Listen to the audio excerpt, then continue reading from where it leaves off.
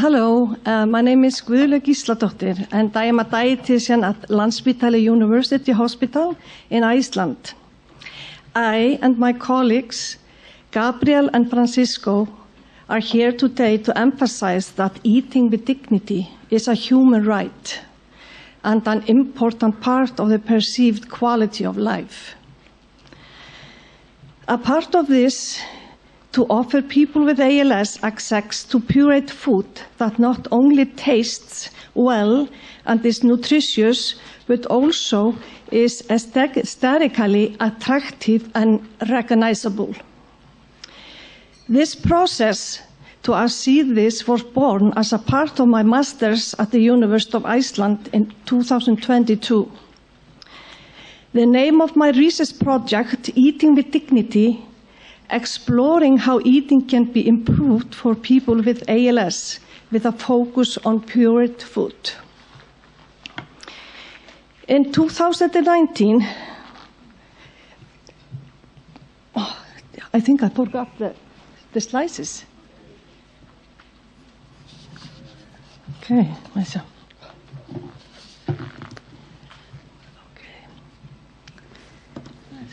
Yeah. The process to achieve this, in 2019, key stakeholders in Iceland met, including the president of MND in Iceland, a chef, and a food service dietitian at the Hospitality and Culinary School of Iceland. We were very keen to see if the school could be a leading force in this culinary style and molded pureed food. The school started this engagement by teaching appealing pureed food by hosting a three-course dinner party where molded pureed meal was served. Today, all food technicians and culinary students are learning how to make texturizing pureed food that have been shaped or molded that looks like appealing and is tasty. It has been reported that dysphagia occurs in 85% of people with ALS, meaning that the majority of these people will develop dysphagia. When people with ALS encounter swallowing difficulty, pureed food is regularly recommended. However, the current food is often criticized for looking and tasting dull, undiversified, and non-palatable. This needs to be changed because people eat less if the food is unappealing and tasteless, which can lead to weight loss and malnutrition. The latest modern texturizing agents and cooking techniques for pureed food have improved most plates, look and feel, and hold the original taste, flavors, and colors. Modifying a regular food into a recognizable and visually attractive pureed food increases appetite. It motivates people to eat more and enjoy the meal, especially when eating with others at home or participating in a social event. The appearance of food and how food is served directly affects people's appetite and nutritional status. The importance of appetite is most often underestimated. As supported by several scientific sources, appetite is stimulated by numerous physiological processes labeled the encephalic phase of digestion, where the senses sight, smell, taste, and touch play a big role. An appealing presentation of pureed meal not only stimulates a better appetite, which leads to a better quality nutrition, but it also generates a sound physiosocial well-being around the meal event. My thanks to the audience, and over to you, Gabriel. Thank you.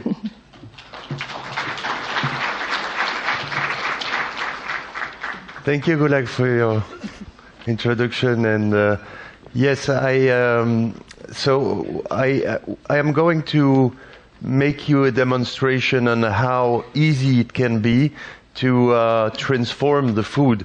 As you know, dysphagia issues, the problem is in the swallowing process, and I heard recently that it's also a question of salivation with MND and SLA. So what we need, in fact, is enough water.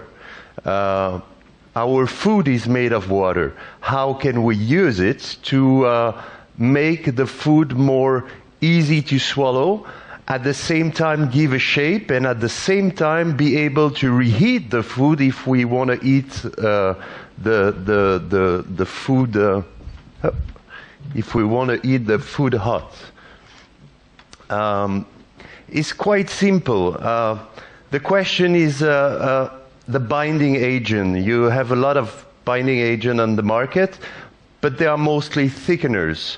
So we needed something that is vegan, that is compatible with any confession, and where you have only seeds and seaweeds inside. So I developed a specific formulation that helps anyone. As you see, I'm not wearing a cook, a chef, because everyone can do it.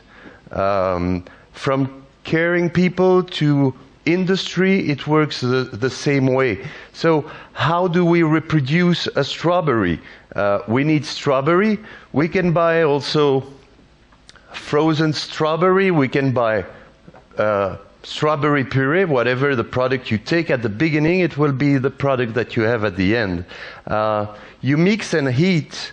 You add the binding agent, and you cool down. You got the strawberry at the end. So it's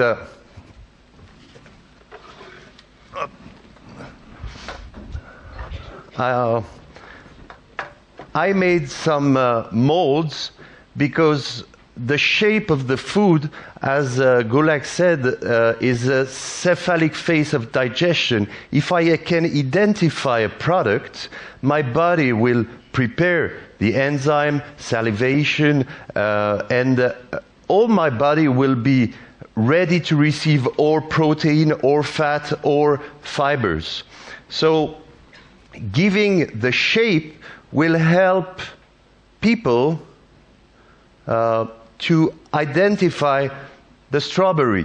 If you have a mashed strawberry, you won't have the same feeling and the same appealing on the product. So the technique is very simple. Just mix and heat. I'm going to show you, by the way, because I brought all the material for that. I'm going to make pickles. You have pickles on your plates. I will explain to you what you have on the plates in a few minutes, but just to show you how simple it is. So I take pickles. If I like very acid pickles, I put the vinegar as well.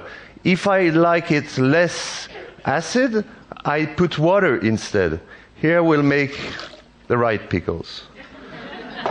Acid one.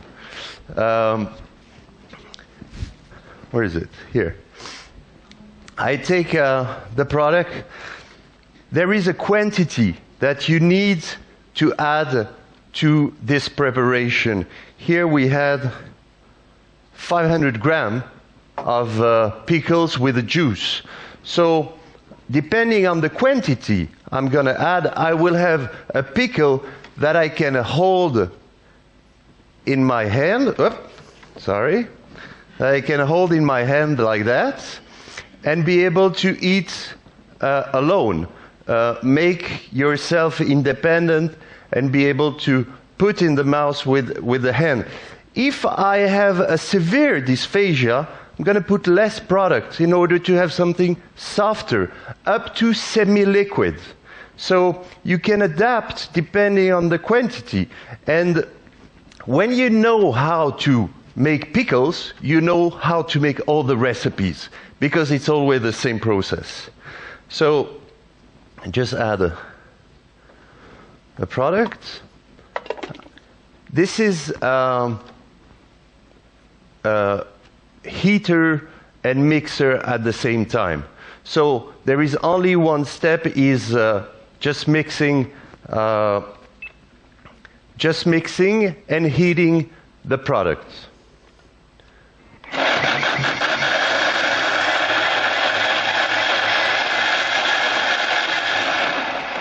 First you mix very hard to break all the particles, and then you put in on a heat, and then the processor will work alone.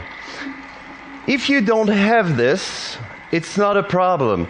The same thing can be done with a normal stove.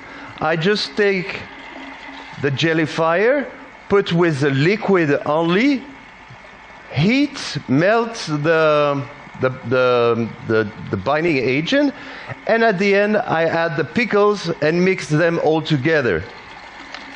When I am done, I just pour the preparation on a tray and put it in the refrigerator. And I will get, after 10 minutes in the refrigerator, my pickles. So it's as easy as it looks.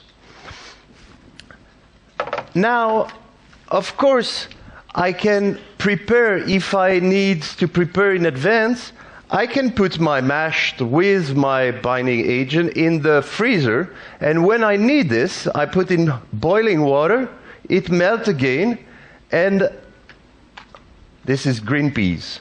And I pour again in the mold, or in a Tupperware, or in a glass, whatever containment you have.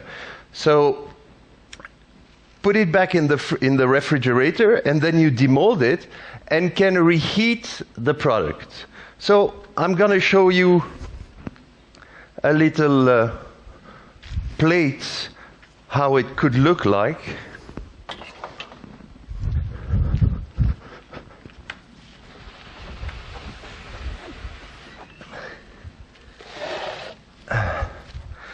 So, it's like on TV, I made some stuff in advance, like that you don't waste your time looking at me.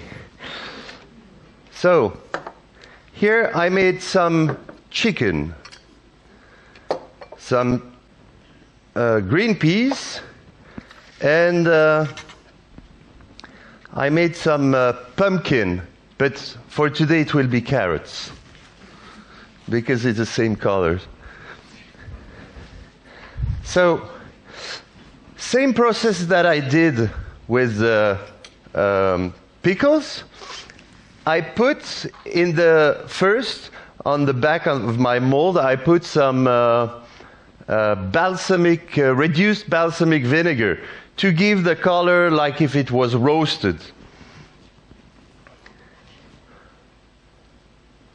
So it can look a bit gimmicky on the shape, but if you create a shape that underlines the identification of the product, you seduce, you make it more appealing. This is the green peas. In fact, is one pea, because it's one full piece. So with and then you can also just sculpt your preparation. For example, let's make carrot. If I want to make carrot round, there we go.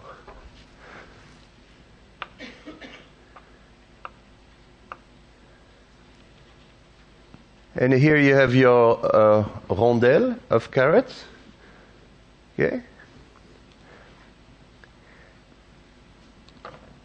And then the sauce, and your plate is ready to be reheated in the oven, in the microwave as well, but very slowly, like 200 or 300 watt. And you can reheat the product. The product is made for hot preparation. If I put the right amount, it's made for hot. If I put less, it's made for cold. Exactly like, I'm going to show you. If we want to make a strawberry tart, because you can make the bread, you have bread on your plates. The bread, I use rye bread. Why? Because it's the most nutritive bread, and it's tastes better. Because white bread have the interest of texture. So you can do that with almost every type of bread, biscuits. You can make pasta, rices. There is no limit. If you want to make lasagna, it's the same. On your plate, you have 2 different cheese. You have Gruyère from Switzerland. You have goat cheese, also from Switzerland. You have 2 types of olives, black and green olives. You have pickles. You have the red one is a beetroot salad. So the salad sauce is inside the product. You have pineapples and pears. So you can just pick and try. Don't use your teeth. Just use the pressure of the tongue and the mouth. And there is nothing else added than the product itself. And of course, you can use the natural skin of the pineapple or of the melon to make your preparation. And as you are going to try the food, you're going to see difference of consistency or pieces inside. Why? Because you don't want to give completely mashed food when you don't need it. If you can keep some texture, you want to keep some pieces inside. And evolve while the disease is evolving, but not doing it in advance where you don't need it.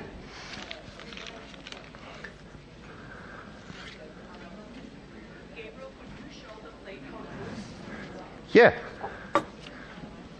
So here I made you have the strawberry tart and the chicken, but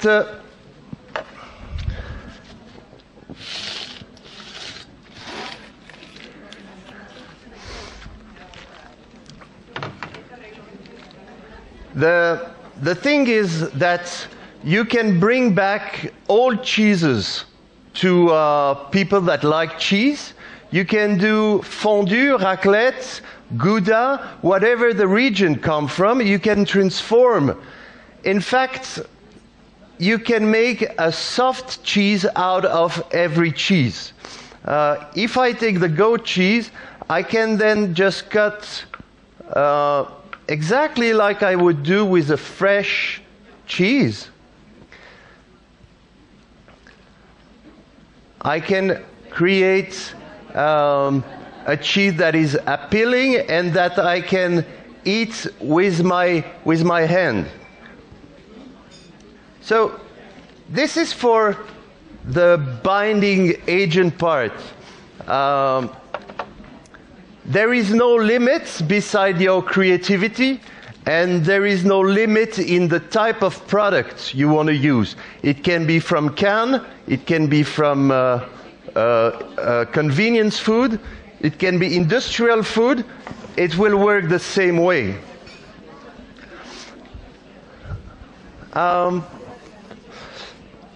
In addition to that, the problem with dysphagia is not only the food, but it's also the liquid. The liquid is a big issue because we take a lot of time with the thickener to prepare the liquids. So how can we make it faster and easier? There you go.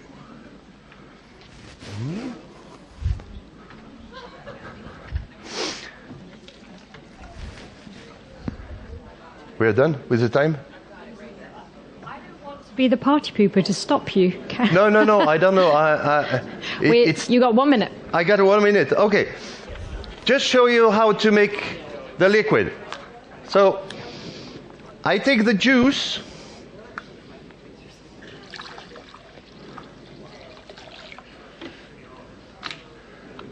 I take the thickener agent, but only the active products, not the sugar that are linked with it usually.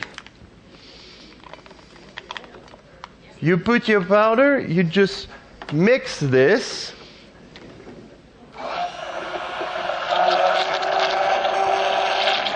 And this is what you're going to prepare in advance and keep it in your refrigerator. So you have your juice, and when you need it, you're going to put the juice that is thickened on half of the glass, and the other half will be normal juice. And you can decide what is the viscosity you'd like only by balancing normal juice and thickened juice. It will work the same way with how to enrich a product. You can or add protein or keep it that way. Thank you very much.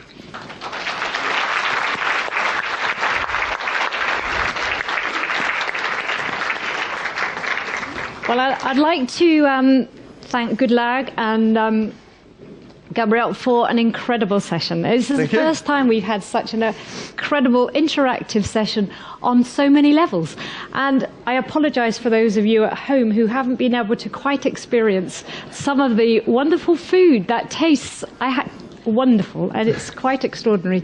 May I just ask if there are any questions? They're too busy eating. Ah, yes, over.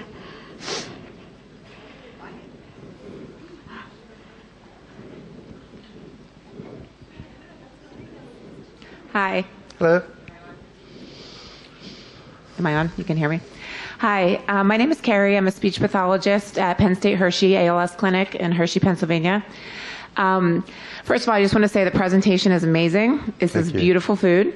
And I definitely agree that the visual presentation of food is very important for people, especially on altered diets, because I agree when you serve somebody a plate of just plopped food, nobody wants to eat that. So I think that's very important. But I do have some questions. How do you account for the research that shows that we know two things, that modified diets don't really show much improvement as far as dysphagia, as far as aspiration, and outcomes as far as modifying diets with safety and just ultimate outcomes with modifying diets, solid textures? What kind of research do you have to show that this actually shows improvements in ALS patients? I don't make studies. I work with patients that have dysphagia. So I adapt the texture up they are able to swallow it in security. And as it's a personal perception, and it's very unique from a person to another, you have a standard that represents maybe 60 or 80% of the population that can eat a certain texture, and some other needs to be fine-tuned. The key element is always to keep the dry material and the liquid linked together when you mash it. This is the big issue. When you have that separation of elements, then you create wrong aspiration issue. So it's a question of the position of the people, if they are doing only one thing at a time. But I don't have any studies that makes you think that it will be better this way or the other way. It needs to be tested on the patient. Can I answer these questions also? Yes, we have research about the pure food, that people are usually not eating the food if it is not recognizable on the table, and they feel different. And we have research about it, that people eat more when they recognize the food that they are eating, and they can be eating food that looks like others are eating with the same table. So, yes. I guess my question is more, though, that we know that there's more risks of eating modified solids than eating regular, or like modifying the solids. We know changes the nutritional quality, it changes the protein, it changes the nutritional value of the foods. Yep. So I guess I agree with you. I'm not questioning the intake of this versus pureed foods, but I guess just from a speech language and a dysphagia standpoint, my question would be not necessarily what value, the presentation of it is beautiful, but is this truly helping when, from a speech pathology standpoint, we're trying to move away from recommending modified diets so much, because we're starting to see more and more in the research that modifying diets may not be the way to go moving forward in our field, because we're finding that it's just not as helpful for our patients, because the risk versus the benefit in treating dysphagia is not what we once thought it was. I think it depends on the level of dysphagia you are facing, but at some point you won't have the choice, depending on the pathology, you won't have the choice to modify the texture. But then how do you modify it? Do you modify it the right way by having an homogeneous paste, alimentar bowl that is adapted for the swallowing process? Or